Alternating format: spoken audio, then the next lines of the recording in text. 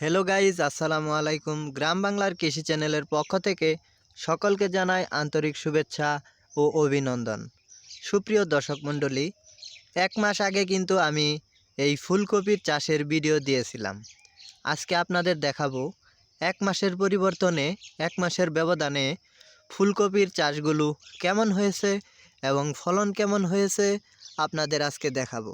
তো চলুন পুরো মাঠটি জুড়ে আপনাদের ঘুরে ঘুরে দেখানো যাক। সুপ্রিয় দর্শক মণ্ডলী, এই গাছটিতে লক্ষ্য করুন, গাছটির ভিতরে কিন্তু ফুল আসছে।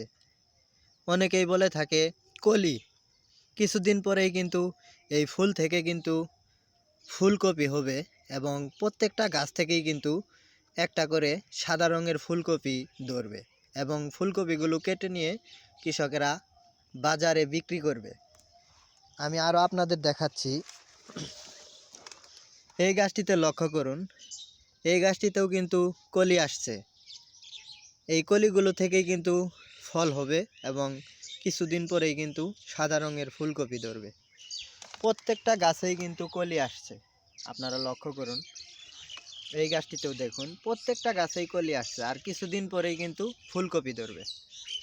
সামনের দিকে আপনারা লক্ষ্য করুন, মাঠ জুড়েই কিন্তু প্রচুর পরিমাণে সবুজ রঙের ফুলকপির গাছগুলো দেখতে পাচ্ছেন।